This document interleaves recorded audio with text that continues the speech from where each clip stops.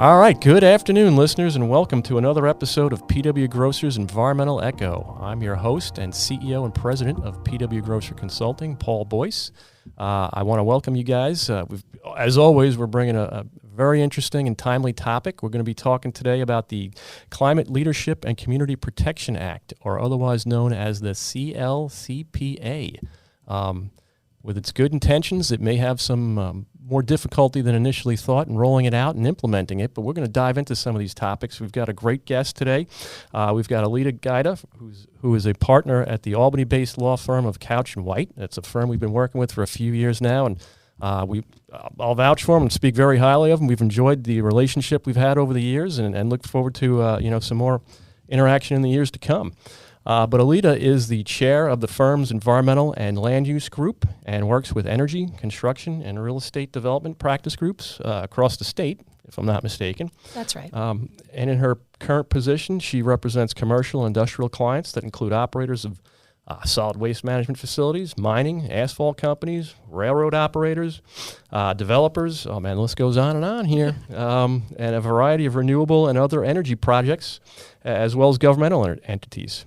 She's well-versed in New York State's Environmental Quality Review Act, the Clean Water Act, the Clean Air Act, Brownfield Cleanup Program, Solid Waste Management Facility Program, and other local, state, federal environmental regulatory programs.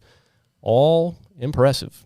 But before we get into this, the one thing I do want to let our listeners know, if you guys are interested in getting a hold of us, best way to reach us is through our website, which is www.pwgrocer.com/podcast. We've got a great team back there that is looking forward to hearing from people. If you guys have ideas, thoughts, or comments you want to share on any of the topics, or maybe some topics we should be thinking about in the future. And I also want to introduce another guest who's a repeat offender, as I like to call him, from our firm. We've got Chris Amskog, who is a senior vice president, and he heads up our environmental compliance group back at the office. And I'm looking forward to hear his thoughts on the CLCPA as well. So welcome, Chris and Alita. Thank you. Thanks for joining us this afternoon. So let's get started. Alita, given your position with Couch White, I'm sure you do a lot of work associated with New York's Climate Leadership and Community Protection Act. Can you tell our listeners, what that is and how it impacts our region? So in 2019, New York enacted a law that is pretty simple in what it requires, but has incredibly far-reaching consequences.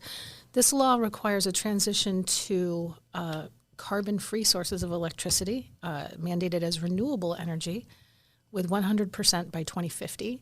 And we're supposed to be, I believe, at 40% by 2030.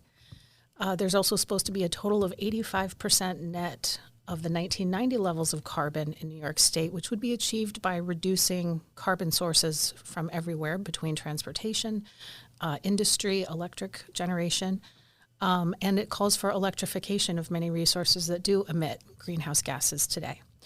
So I think a lot of people don't realize that this law not only is going to require many, many regulations and additional laws, but it is going to impact everybody from a single person living in an apartment to the biggest company in New York State in what they will be required to change in their lifestyles to accommodate the electrification goals, the reduction in transportation and emissions, and other issues like that. So in my mind, we do a lot of this type of work. We're familiar with it. Sounds like the intentions are good, correct? I mean, what's your feelings on that? So, yes, reducing pollution is always good because when you reduce emissions of greenhouse gases as well as other pollutants would be reduced with that. Encouraging, I would have liked to see the law encourage innovation in addition to saying, hey, renewable energy, why don't we encourage the development of other carbon-free technologies and, incentivize that as well. But diversifying the grid is a good thing. Encouraging economic growth is a good thing, but there are a lot of challenges to accommodate this law, both on the development of the renewables and electrification, and also the impact on the permitted community, which one component of the CLCPA that is tucked into the back, literally, of the law. It's Section 7 of the bill that was passed. It's not in the law books. It requires every agency to consider the impact of any decision or permit or contract that they issue on achieving the greenhouse gas emission reduction goals of the CLCPA. That's Section 7, Subdivision 2, 7.2, we call it. And then there's a second provision that says, that focuses on disadvantaged communities, which is another component of this law of making sure that from the environmental justice side of permitting that you consider if a facility is unduly burdening a community. Section 7.3 requires every agency approving any kind of registration, permit, contract to consider whether the project will unduly burden a disadvantaged community.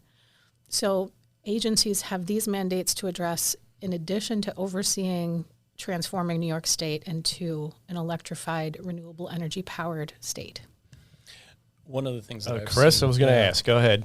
although the intentions are wonderful, the rollout and, let's say, direction to both local and state-level regulatory agencies has probably not been as strong as it could have been. There's a lot of confusion in different agencies regulatory agencies about how to adopt some of these rules and regulations, how to look at applications when they come in, how to approve permits. And so we're seeing on multiple levels confusion. And people at the lowest levels who are reviewing these things, they want to play by the rules, and they just are not sure how.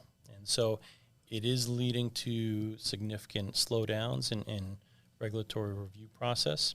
And in some places, just dead stops. So where agencies are afraid of making the wrong decisions, so they are just holding off on making decisions at all. And so it is causing issues on projects, development projects, and even renewal of certain permits. You're getting right where I wanted to go with this stuff. So yeah. Again, it's well intended, but the rollout is leading to some confusion across the state. So once we add this layer to say permitting, how's it affecting the approval process? How much longer is it taking? Is it slowing things down? Is it helping? So I think that especially on the disadvantaged community analysis component, it is brand new. The climate law required it formed many working groups, and Climate Action Council and the Climate Justice Working Group was tasked with deciding what characteristics make a community in New York State a disadvantaged community. Those characteristics and mapping were not completed until just over a year ago. So once that happened, Department of Environmental Conservation hit the ground running with requiring these analysis with no guidance. So in projects I've had a lot of times they say, here's what we're trying to do. They have just adopted a guidance in final in the past month or so, but that is still fairly broad. And I have to say to Chris's point that that's not necessarily, the agencies are trying to flesh out how this is supposed to work, because Section 7 itself does not give factors. It does not give like a pass-fail. It says, do you unduly burden a disadvantaged community? Is this project inconsistent with, but it doesn't say how. So the agencies have to figure that out. And, I think they're worried about getting it right. Yeah. And that vagueness of language also opens it up for anyone who wants to oppose any type of project.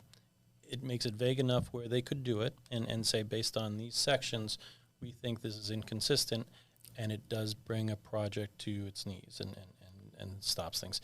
And the disadvantaged community mapping is also another thing that I think needs to be looked at. We're seeing some of my projects, they're considering places in Southampton, East Hampton as disadvantaged communities. So is it really having the intent that it's meaning?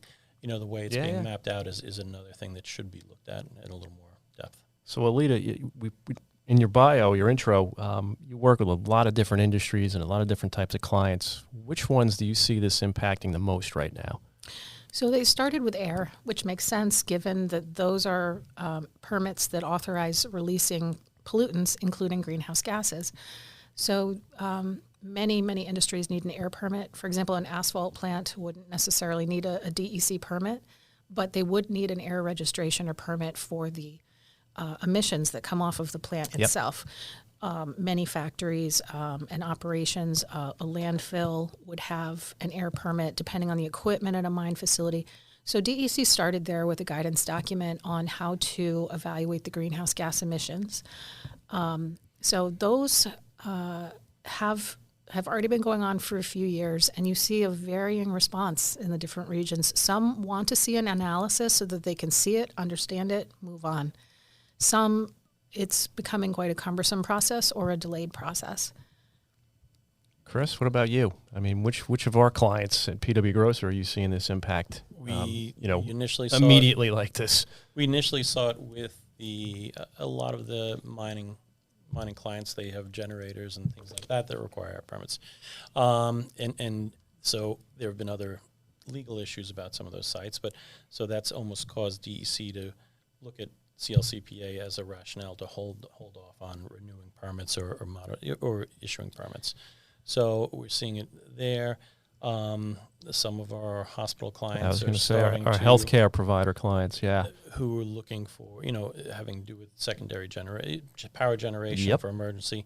They're starting to see it. Some of the sites that we've had in the city, having to do with their energy generators. So those are some of the first clients that along with mining, like you said, the asphalt facilities as well.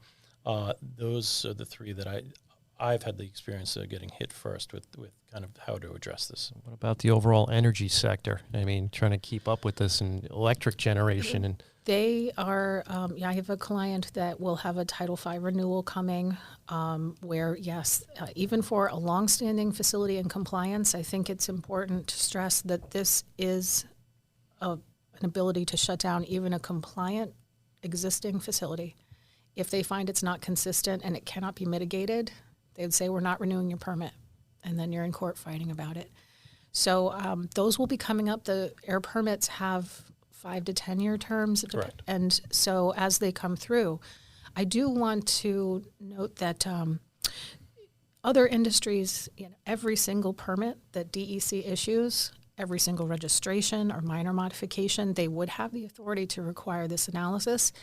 They can, and I assume will soon start requiring it for solid waste permits, not just the air component, for mining permits, because the Section 7 requirement is for all permits and approvals. Now, I think they're trying to ease into it, and they're starting probably with select facilities where they see it as more of a relevant issue.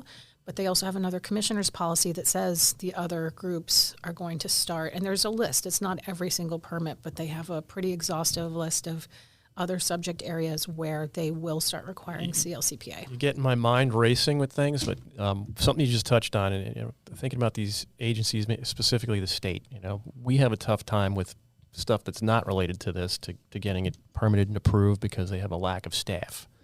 Do you see this being impacted also or do they have 100%. To staff up to meet this? They would need to staff up, but the reality is, through no fault of their own, there's been a lot of retirements. Mm-hmm. And as we know in our industries, finding people is difficult. In the, government side, they're struggling as well to get people to come and work. So I think even if they had every seat filled, they're still being given so many mandates that it is really slowing things down on their end because they can only do so many things with the people they have. Chris, what have you seen?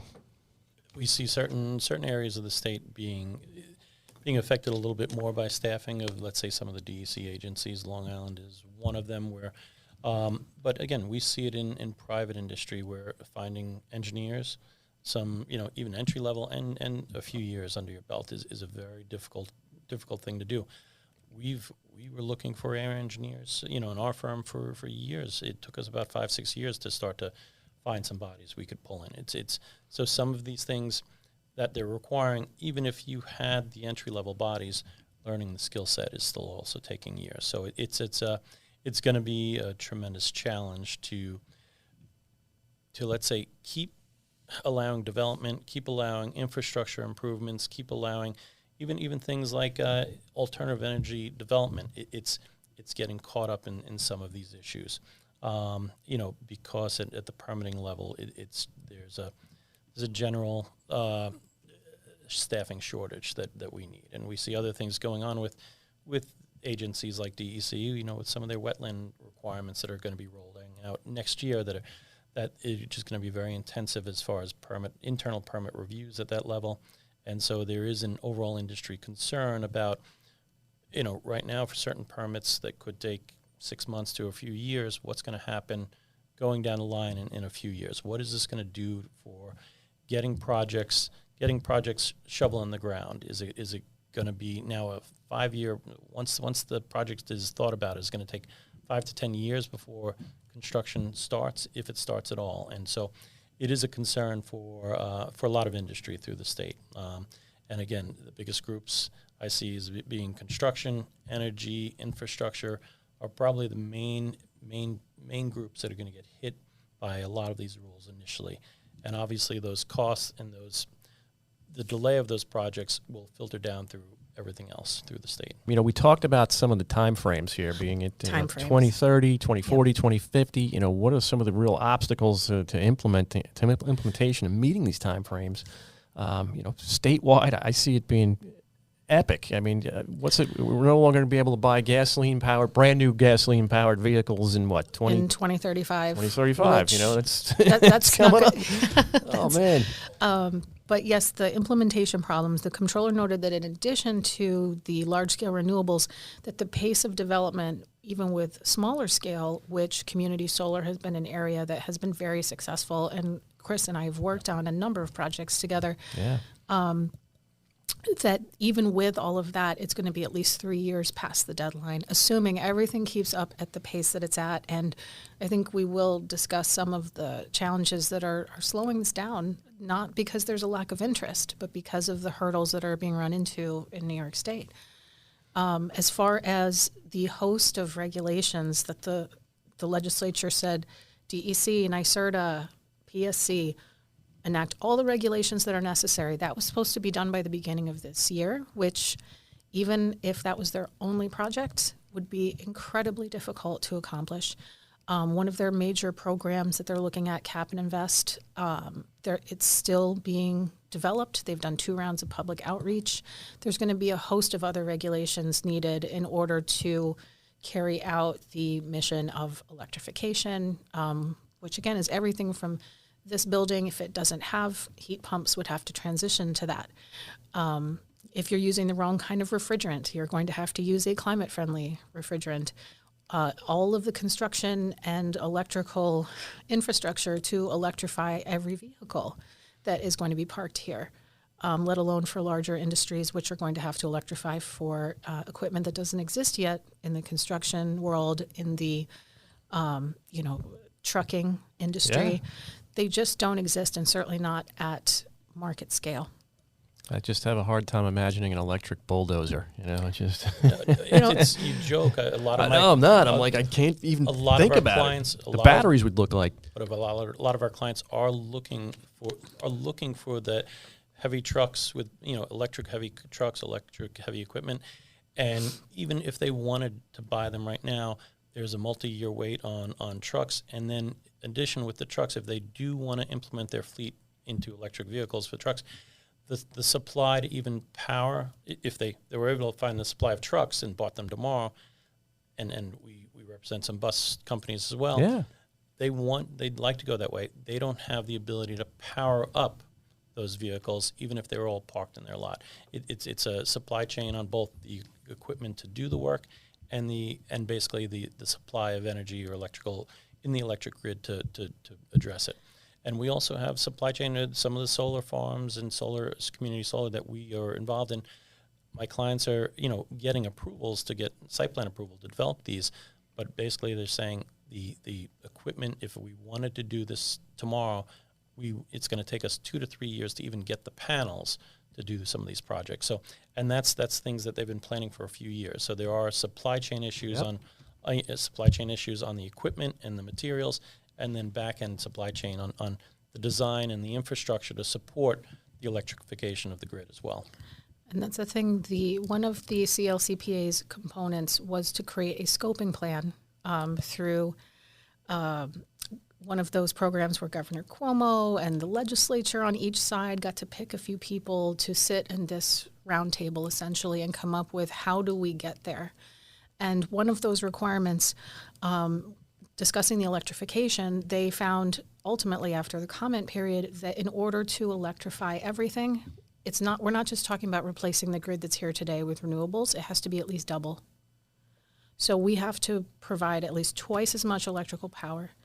And that's the thing. How is a school going to put a substation in next to their bus garage? Because that's what we're talking about with the kind of power draw. You know, it's one thing for a construction facility to have something like that, but, you know, places where you either have your community or there's children around, you know, in order to feasibly provide this, I don't think that we've answered those questions yet. Well, let me ask you something sort of on the back end. Let's just say somebody doesn't comply or meet these goals. What are the penalties? Are people going to get fined? Are they going to get put out of business? Is someone going to go to jail? What could happen? So in this way, the CLCPA is like the Clean Air Act. It has a deadline and a requirement, but it does not have an actual punishment or penalty in it. However, if there was a regulation that said you must electrify all buildings over 25,000 square feet by whatever year, which I think that's already on the books from a statute, and DEC has a regulation, they would be given the authority to enforce against you if you did not. And those penalty amounts have not been set yet because there aren't regulations to carry out these efforts so far. There's like you totally answered it for me. There's no enforcement. There's no repercussions established yet for, again, because we still have a few years to get there, and maybe there will be something by the time we get there. But it might incentivize people if they knew what was coming. True, but if you're faced with $30,000 to put electric equipment in your home or a $5,000 penalty, which one are you choosing? But that's the scale Very of it. good point. You know, would they go to individual homeowners who are supposed to electrify their homes, who are supposed to get rid of their gas furnace and their stove eventually, even if we've kicked the can on it today, let alone purchase an electric vehicle and have some means to charge it? You know, you're bringing up an interesting point, getting down into the residential level. You know, said it on the show before. I drive a great big truck that's basically got a hole in the bottom of the tank driving around. My house is heated by oil. I've got conventional air conditioning units there, or for central AC. It burns a lot of electric. So Joe homeowner, this is going to affect them as well. It is, and I think that Governor Hochul is already starting to be protective on that front. This year, she made a number of statements about thinking about the costs while recognizing the law has to progress. The law does contain kind of a relief valve. The PSC can say, all right, either for reliability reasons or because the cost is just too high for the average consumer, they can pull back on these requirements. And at the same time that's going on, the NISO is also maintaining the reliability of the grid. We've already heard them speak to shutting down some of the peakers to say, no, you're not doing that yet because next summer, New York City would start to face brownouts if they shut off those peakers. So they can't risk the safety of people that need power to cool their homes to be able to live their lives. This is just like, again, the mind's racing, and let's just say we all wanted to be good New Yorkers or citizens of New York, and everybody wanted to comply, and everybody lines up for a heat pump or a geothermal system.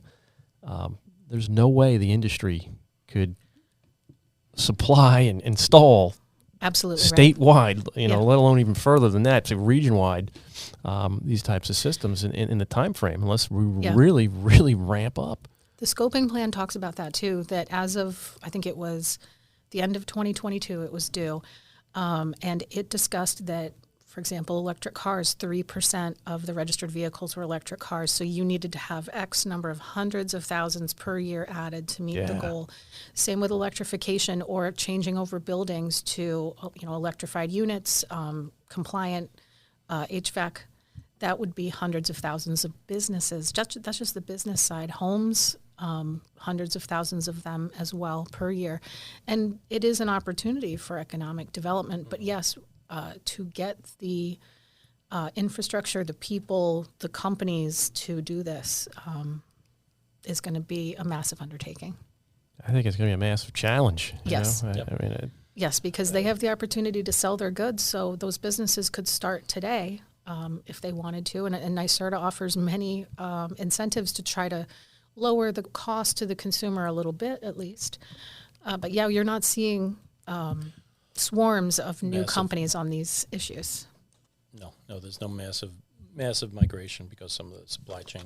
And again, it's going to start with, design professionals designing it, and then permitting and approvals, and then contractors who can actually do the install if they can get the proper equipment, materials, equipment, whatever, down to pipes, to like I said, the heat pumps, to electric panels on jobs we're waiting over 12 months on now. 12 to 16 months right now for electric. And then looking to put things like battery storage in certain communities so you can store the electric when it's available. That's running into moratoriums in certain towns, throughout the towns and throughout the state. And we're seeing, much the same way wind energy, although it wanted to go, it's slow to kind of get to the starting line. Chris, you're bringing up some good points. That not that I want to get away from the CLCPA, but Couch White does a whole lot of other good stuff that I do want to talk about. You mentioned some of these alternative energy.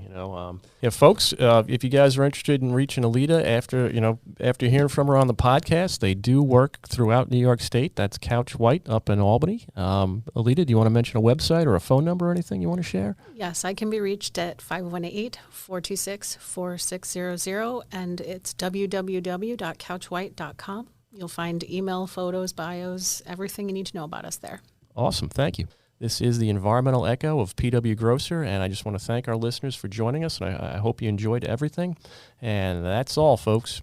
Thank you for joining us on this episode of PWGC's Environmental Echo. You can download and listen to this episode on Spotify, Apple Podcast, or by visiting our website, www.pwgrosser.com/podcast. For more content like this, be sure to subscribe to our channel and hit the notification bell so you never miss an episode.